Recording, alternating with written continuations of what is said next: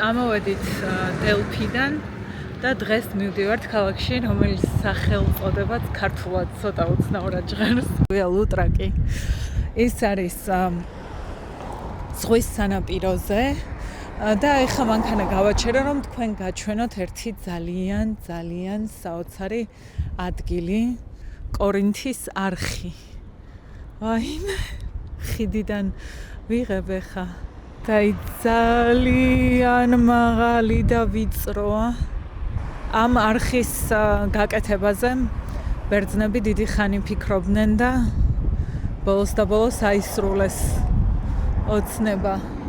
ის საერთიანებს ორ ზღვას. აქეთ არის არხის გაგრძელება.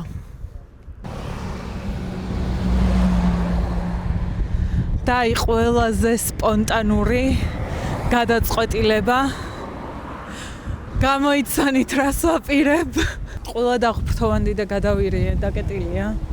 ეხა ვიკითხე და 2 საათამდე ყოფილა ღია, ხოლო შაბათ-კვირას მუშაობენ და ამ შაბათს რადგან აღდგომებია და დასვენების დღეებია, დაკეტილი იქნება. სასტუმროში მოვედით ამ სასაცილო სახელის მქონე ქალაქში, ლუტრაკიში და გამოვედი ზღვაზე, რომ დავათვალიერო და ნაგვით არის სავსე, მეგობრებო.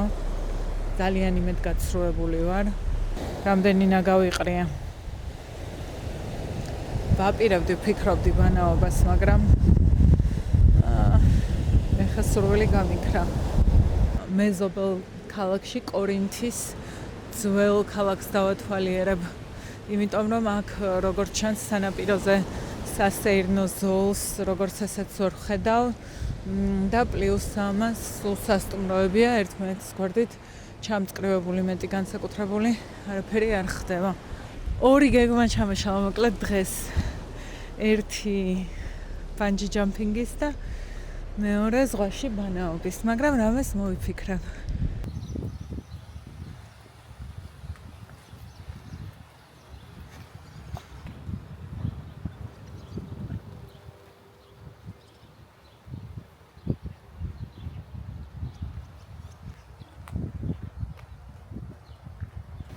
კორინთის არხზე გასასეირნებლად მოვედით, მაგრამ გვითხრეს, რომ არ ფუნქციონირებს.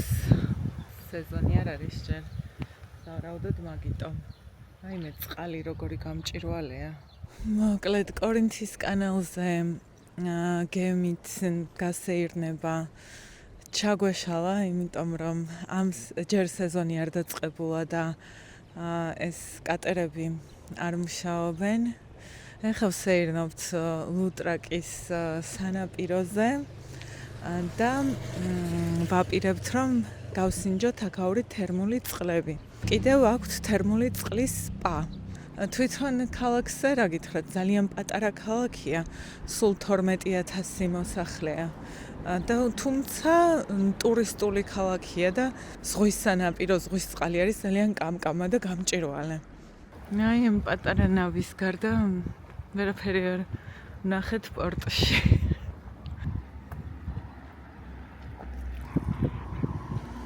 კიდევ კარგი, აქ მაინც ღია არის. წყალი საერთოდ უნდა მოვიღოთ. საინტერესოა. უბრალოდ აი აქედან ტაშტით ამოაქვთ წყალი. და შეგიძლია დალიო. აგერ ჩამოჯდე თუ ჩამოდგე. საინტერესო ის არის, რომ ეს წყალი საიდან მოდის, ვერ გავარკვიე. რაც მე მგონი მიწიდან ამოდის. დაჟე დაგვისხეს კიდევაც რანაირი მომსახურებაა. აბა გავსინჯო. გაგვიმარჯოს. უბრალოდ თბილი წყალია, ნახოთ აბა რას მისავს. იმედია, რამე არ დამემართება.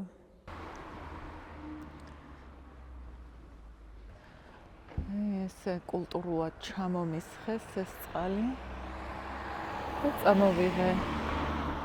რაღაცნაირი თითქოს მიტოვებული ქალაქია, ისეთი შეგრძნება მაქვს ძალიან ცოტა ხალხი მოძრაობს ქუჩაში და თითქმის ყველაფერი დაკეტილია.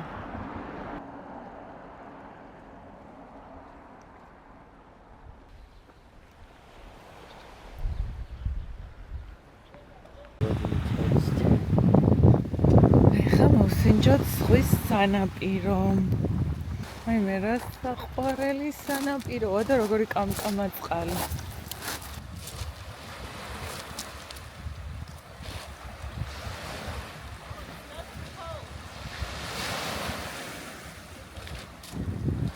წყალი არც ისეთ ცივია, უბრალოდ პირსახოცი არ მაქვს და რა ვიბანავებდი.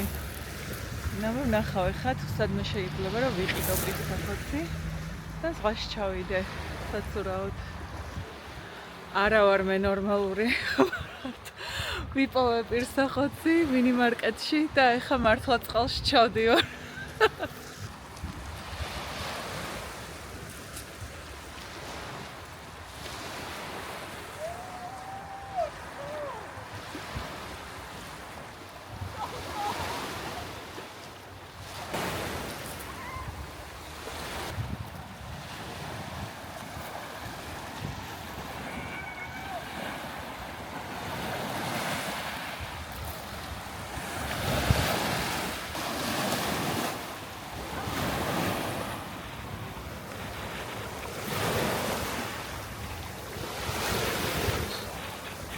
წყალი ძალიან ცივია, ძალიან. მაგრამ სურვა შეიძლება. ცოტა უფრო მეტი მზე რო იყოს, აი პირველი საათი რო იყოს, კარგი გამოვიდო და თერმული წყალი ხომ დავლიეთ. და ეხლა მივდივართ სპაში, სადაც ამ თერმული წყლის აუზები არის. და ვნახოთ, აბა როგორი გამოცდილება იქნება. თერმულ წყალშიც სურვა აქვთ აბაზანები, ჯაკუზები, კიდევ თერმული მასაჟები. ნუ აი როგორც ბორჯომში გვაქვს დაახლოებით მსგავსი მომსახურება.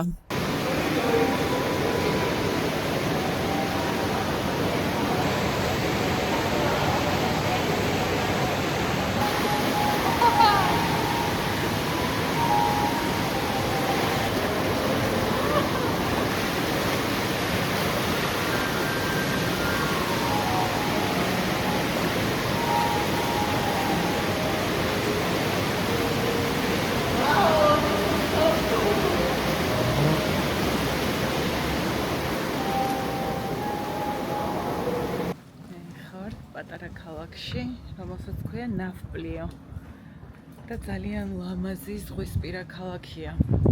მთებით არის გარშემორტყმული და ორივე მხრიდან აქვს ზღვის სანაპიროები.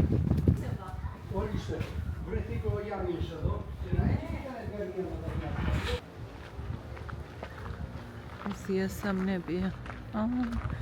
Smells good. I cannot feel.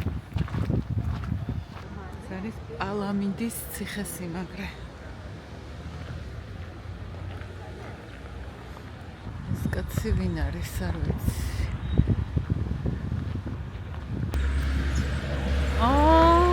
ნახე როგორი კუკუშკა მატარებელია. მე ისეთი ულამაზესი ეზოებია, რომ ყველგან შესვლა და გადაღება მინდა. ფისოვებო. კაქტუსის ხე დგას ბოლოში, ლიმონი ყველა ეზოში, ეზოებში ყველგან ლიმნის ან ნარინჯის ხეებია, კალები, ძალიან ლამაზად აქვთ ეზოები მოწყობილი, ყვავილებით გაფორმებული, მცენარეებით. აქ კაქტუსების მთელი ტყე დაგხვდა. მე როგორი აგრესიული ტალღებია. კაქტუსის ნაყოფი თუ გიჭამიათ, სამწუხაროდ ამ კაქტუსებს არ აქვს ნაყოფი ამჯერად. აქვს, ვიპოვე. არის უგემრიელესი ხალხო.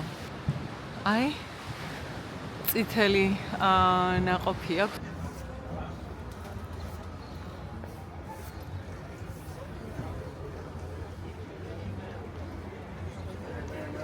ერთი 100-გან დამარჭო ეკალიამ კაცმა.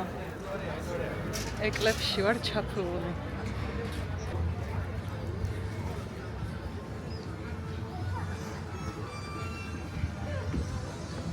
ამას მთელი დისკოტეკა მიყვება ისე დარბის.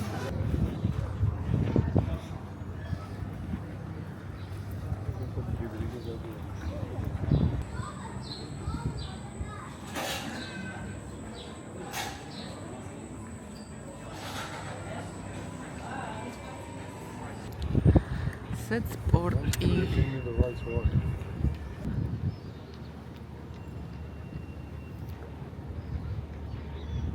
აქედან ჩანს დიდი ციხესიმაგრე და აქეთ წყალში მეორე პატარა ციხესიმაგრე. Писо. Писо.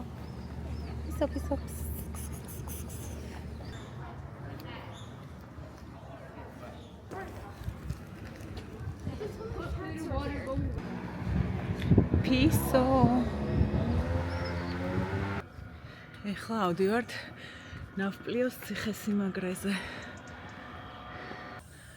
ვაიმე, საკმაოდ ბევრი კიბეა ასასვლელი, მაგრამ ამად ღირს, იმიტომ რომ ასვლის დროს თან ამ სილამაზეს უყურებ.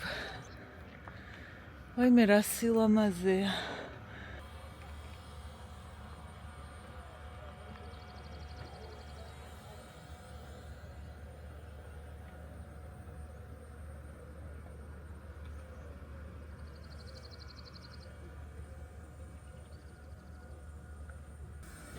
სადაგზა სულ ყვავილები, კაქტუსები, ლამაზ-ლამაზი მცენარეებია. აი ესე ქვაში იზრდება ეს. აი ეს ციხესიმაგრე წყალში არის.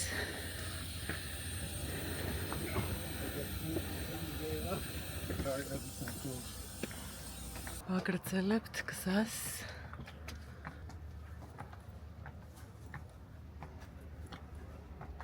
პირველად ხედავ ჭინჭრის ყვავილებს. ამოვაღწიე. დავბერდი. გადამემართა ეს. დაკეტილია ციხესიმაგრე, იმიტომ რომ წითელი პარასკევია და მხოლოდ 12 საათზე იხსნება. აქ საათნახევარი ვერც დაველოდები და მეორეჯერაც ვერ ამოვალ. კარგი ვარჯიში კი გამომივიდა. აი ეს ულამაზესი ხედებით დავათვალიერე. კარგი იქნებოდა ეს წარწერა, რაც ციხესიმაგრის კართან არის გაკრული, რომ 12 საათამდე არ აღებენ დღეს, ქვევით გაეკეთებინათ ამოსასვლელში. მაგრამ არა უშავს. მაინც კარგი გამოცდილება იყო.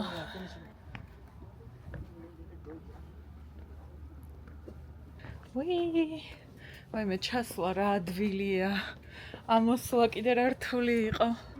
ვაიმე, აი ხა იქ უნდა ავიდე. მეზარება. აქ უნდა ავკლკიალდე, ვაიმე, ფეხები არ წამოვკრა რამეს ფეხი.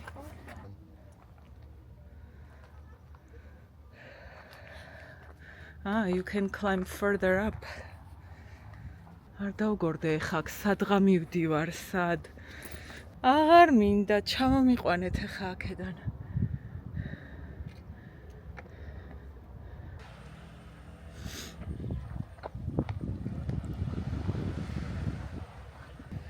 ამ სანაპიროზეც აუცილებლად მინდა რომ ვიბანაო წყალში. დავგრილდე. ქვიანია, მაგრამ თეთრი ქვებია, ამიტომ წყალი არის ესეთი გამჭირვალე. და აქ ძალიან ბევრი გამოსაცვლელი ოთახია. აი როგორი ლამაზია აქ.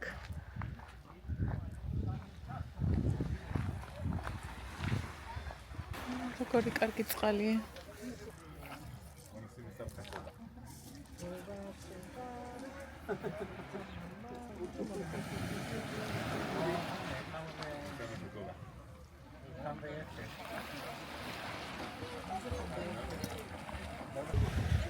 წყალი კი ძალიან ცივი იყო, მაგრამ იმ დაღლილზე ცურვა ძალიან მესიამოვნა. ეხლა წავალთ ათენში, სადაც არის მზე ჩავა. 7 საათია. ამიტომ ყველაზე ლამაზი მზის ჩასვლის სპოტი ათენში, როგორც ვიცი, არის მთა ლიკაბეტუსიდან. და ეხლა ავდივარ რომ ამას უყურო. კიბეებზე ასვლა აღარ მიხსენოთ, ხუმროვითაც კი. ხალხის რაოდენობა იმდენია, რომ ძლივს დავჭექი. აქედან ამდგომი მე არ ვარ არც მზის ჩასვლა მაინტერესებს, არც ამოსვლა.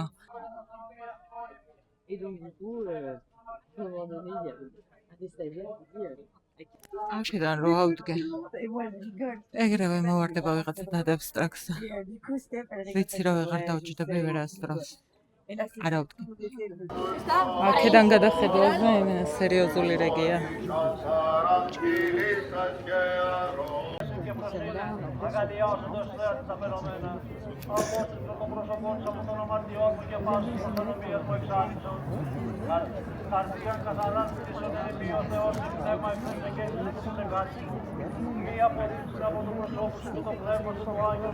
ვინმე დავიმბრუნოს ახლა ის ენერგია, რაც აქ ამოსვლაზე დავხარჯეს სულ ყველად.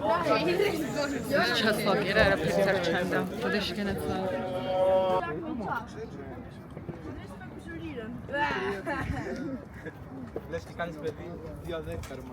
აი მოსულიყავი აქ თავიდანვე. შვენივრად მთელი ხედი ჩემია. რა მინდოდა იქ? ჩასვლის ასეთი ლამაზია. აღარ უნდა ბაქამნასვლას. აუ. სოჭველი ქართველია, იმ ხელა გადაიფურთხა, რომ ამის აკროპოლისს გაარტყა. ფურთხებით ვცნობ ქართველებს. ყველას ერთ ეგმენტს ხორბოთავს. აი მე იმ ხელა რიგში რო ვიდექი და იმდენ ხალხში, იმ ხელა ხროვაში რო ვიღებდი სურათებს. შემეძლო თურმე მთელი ეს დრო. უბრალოდ პარკინგზე ამოსულიყავი და ზუსტად იგივე ხედია. მანქანით კი ვარ, მაგრამ ქვევით გავაჩერე, რა ვიცოდი თუ პარკინგი აქ იყო. ლიკაბეტუსის მთა. აქედან ჩანს ეს ეკლესია, წმინდა გიორგის არის, მე მგონი. და მშვენიერი ხედი არის აქედან მთელს ათენზე.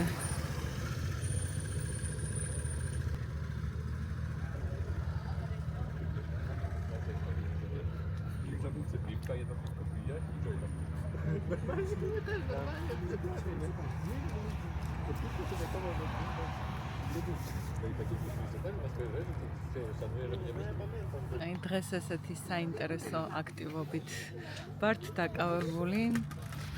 აი ეს არის მატარებლის რელსებზე დამონტაჟებული ტურისტული ველოსიპედები და ესე ვათვალიერებთ თან სანაპიროს ათენთან ახლოს.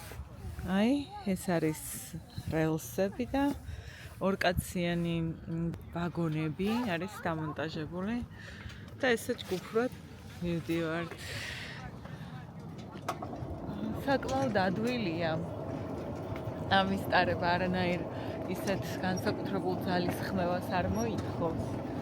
და თან საკმაოდ ლამაზ ადგილებს გავდივართ, პერიოდულად ვჩერდებით და გიდი გვიხსნის, სად რა არის, რა ხდება. მოკლედ კარგი გასართობია.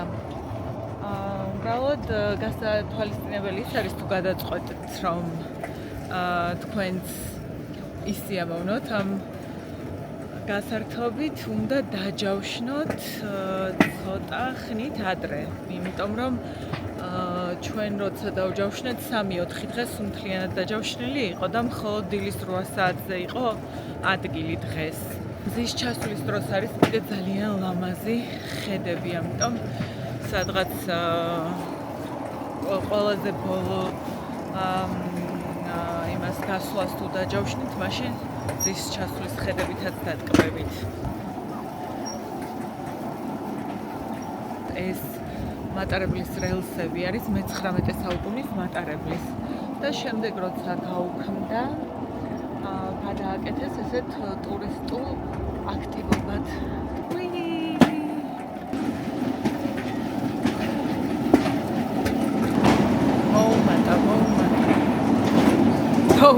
Downana.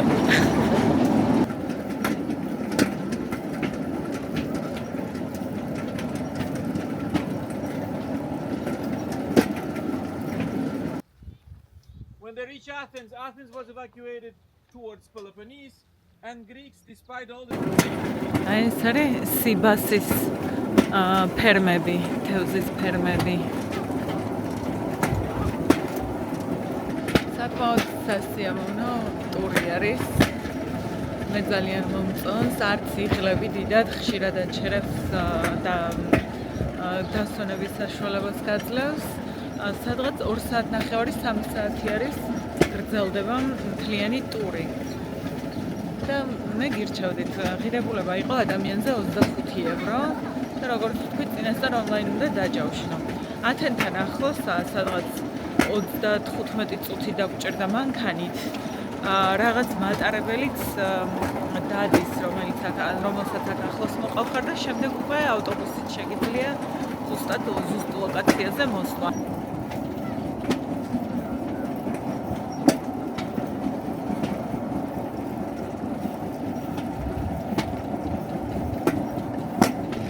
აი აქ ნამდვილი მატარებელი გადის. აი მთის თხები, ვაიმე ჯიხვები. ვაიმე ესენი რამხელები ძროხის ხელაა ფაქტიურად. ფოტოების გადასაღებად გავიკეთეთ ეს გაჩერება და ერთი საინტერესო ადგილია აქ ნაცისტების ბუნკერი. მეორე მსოფლიო ომის დროს, როცა ნაცისტური გერმანია და მუსოლინის ჯარები იყო აქ გაჩერებული, მაშინ აშენეს ეს ბუნკერები. და როგორც ჩანს ეს რკინიგზაც ააფეთქეს თურმე, კორინთის კანალიც თურმე ჩაკეტეს და ესეთი ომის ვაიმე აი აქედან ჩანს ჩვენი რკინიგზა. პირველად ვარ ბუნკერში.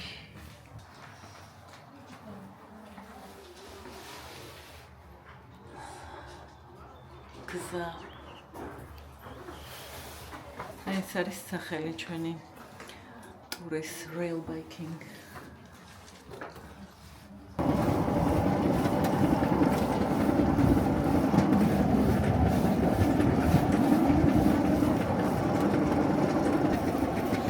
ხიდზე უნდა გავიაროთ.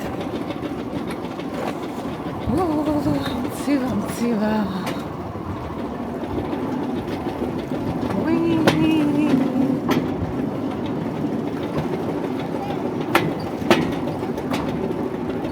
მარი ფიქრობთ, რომ ათენი მხოლოდ საშინელება და ნაცრისფერი ბლოკები გამოგიყვანეთ ქალაქის ცენტრშიც, ტურისტულ უბანში. ეს არის ერმოს ქუჩა, სადაც ძალიან ბევრი მაღაზიებია, კაფეები და დაგათვალიერებინებთ.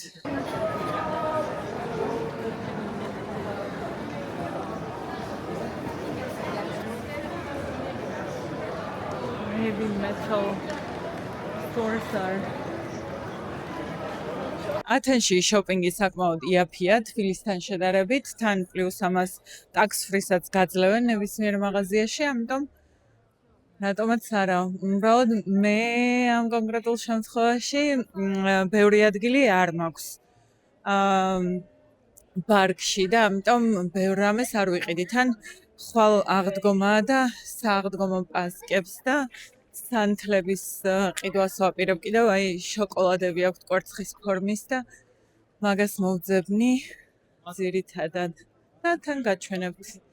კიდევ რაღაც ადგილობრივი დიზაინერული ტანსაცმელი და საიუველირო მაღაზიებია. განსაკუთრებით მომეწონა ბიჟუტერია ადგილობრივი წარმოების და ადგილობრივი დიზაინერების გაკეთებული. Sephora-ში რა თქმა უნდა, ვიყავით უკვე. ყოველთვის შევდივარ Sephora-ში. რომელ ქვეყანაშიც არ უნდა ვიყო.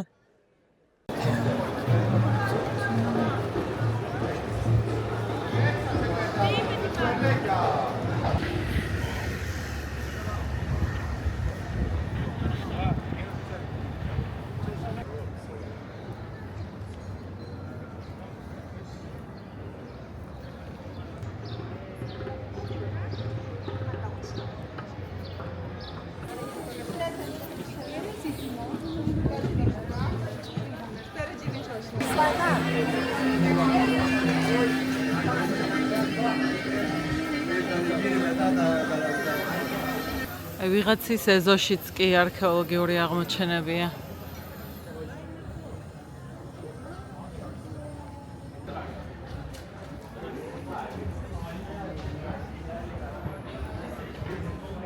ეს იყო პლაკას ქუჩა, სადაც უამრავი მაღაზია, სუვენირებისთვის, კაფეები და ეხლა გავდივართ ანაფიოტიკაზე.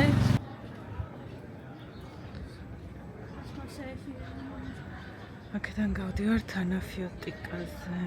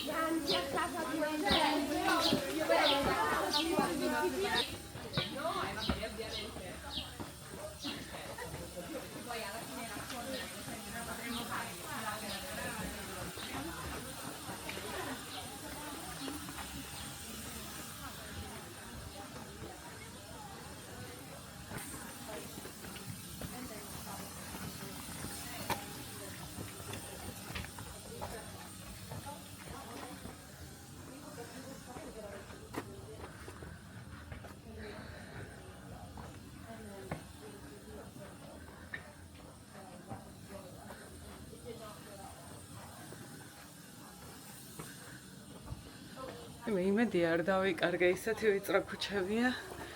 სად მივდივარ უკვე თავგზავნებნა.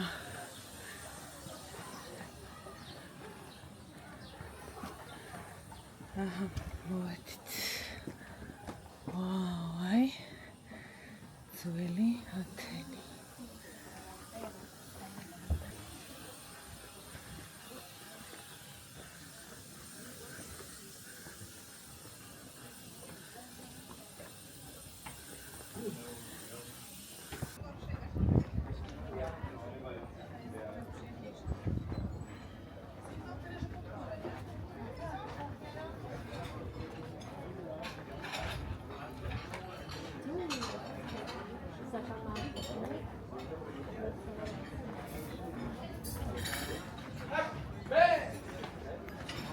ათენში მთავარი ტურისტული ადგილებია ერმოუს ქუჩა, მონასტირაკი, სტირი, პლაკა და ანაფიოტიკა.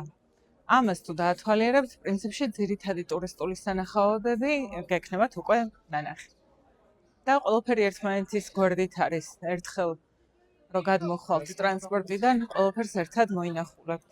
შემდეგ უკვე აკროპოლისი და ასე შემდეგ ეს უძველესი საბერძნეთის ღირსშესანიშნაობები შეგიძლიათ დაათვალიეროთ.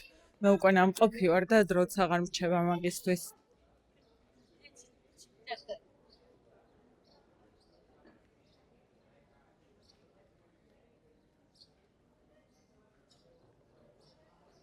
ესეც მონასტირაკი და ძალიან გადაატვირთულია ხალხით.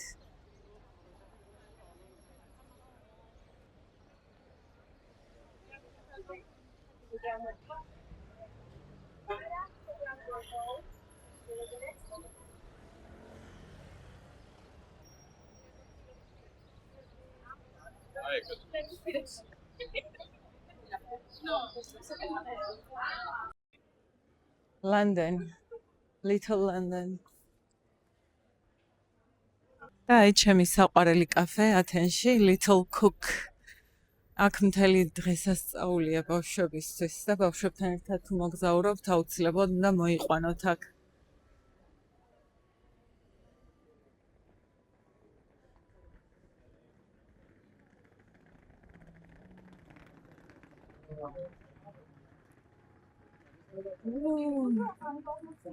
მთელი Disneyland-ია კაფე კი არა.